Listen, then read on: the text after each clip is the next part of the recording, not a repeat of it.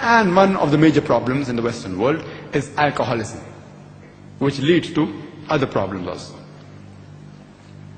And the glorious Quran has a solution. It says in Surah Ma'idah, chapter number 5, verse number 90, Ya ayyuhal lazina amanu, O you who believe, innamal khamru wal maisiru, most certainly intoxicants and gambling, wal anzabu wal azlamu, dedication of stones, divination of arrows, rishthum min amali shaitan, these are Satan's handiwork. Fashtanibu lalakum tuflihun, abstain from this handiwork that you may prosper. The Quran says that alcoholism, gambling, these are Satan's handiwork. Abstain from this handiwork that you may prosper. You know, there is an inhibitory center in the brain, which prevents you from doing things which are not correct. For example, if I have to go for call of nature, my inhibitory center will say, don't do it here, go to the toilet. If I'm speaking to elders, my inhibitory center will say, speak with respect. Don't abuse your parents, don't abuse your elders. Inhibitory center is working. Now when you're intoxicated, this inhibitory center is inhibited by the alcohol. No wonder you find many alcoholics, they urinate in the clothes itself. They speak with abusive language. They don't respect the parents when they're intoxicated, and they don't care who is in front of them. They keep on speaking anything. The inhibitory center is inhibited. And the statistics of the Western world tells us, especially of the States, that majority of the rapes that take place, majority means more than 95% of the rapes that take place, it is in the state of intoxicants.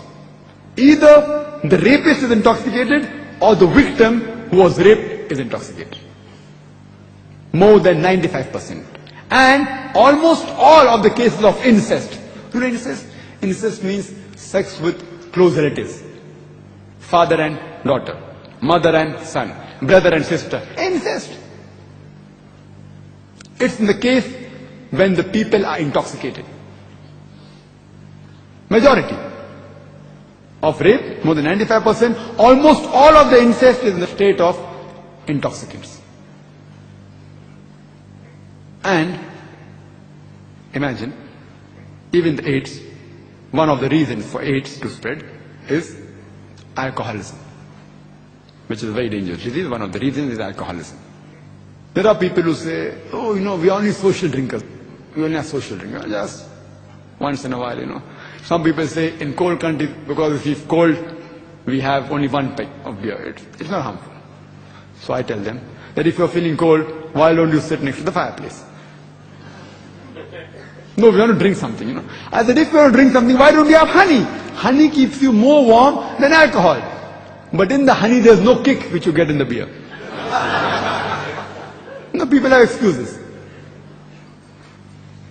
And there are some Westerners, who told me, let's see, Brother Zakir, Islam, I don't mind accepting. But the thing is that I cannot give up my alcohol.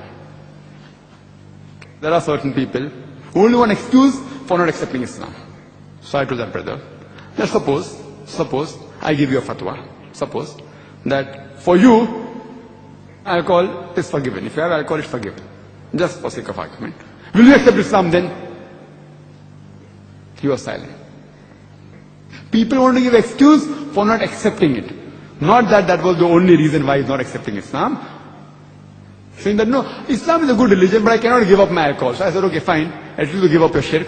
I will tell you that even with alcohol, no problem. Allah may forgive you. Shirk, Allah will never forgive you. If you do shirk, Allah will never forgive you. No problem. If that's your only hitch from accepting Islam, I will give you a certificate that no problem. You have alcohol. Other things that will follow of Islam. This is trying to use hikmah. As I said, there are no excuses people don't accept Islam. But then Islam has a solution to the problems. There are people who say, my father, he's a social drinker since a long time. So I tell the people, every drunkard, when you interview him, every alcoholic you interview him, and you can ask the doctors, when you interview them, no alcoholic starts drinking because he wants to become alcoholic.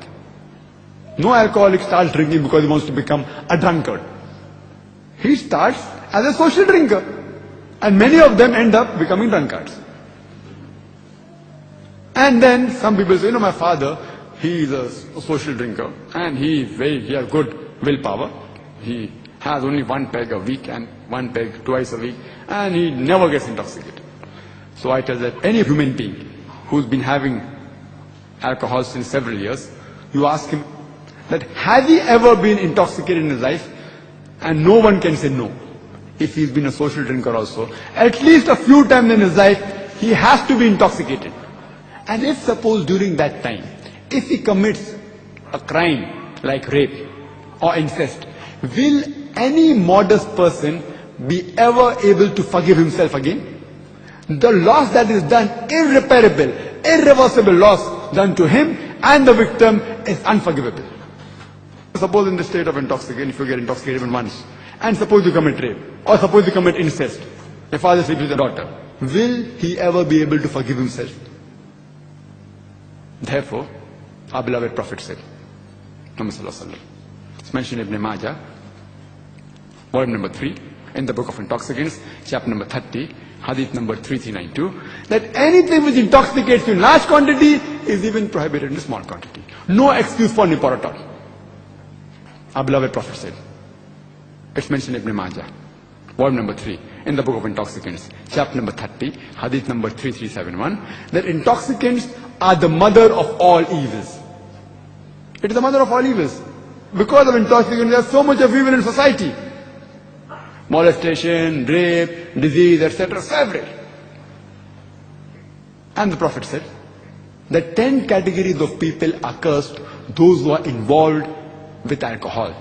It's mentioned in Ibn Majah, volume number 3, in the book of intoxicants, chapter number 30, hadith number 3380. And the Prophet said, anyone who's involved in 10 categories with alcohol, Allah's curse is on such people.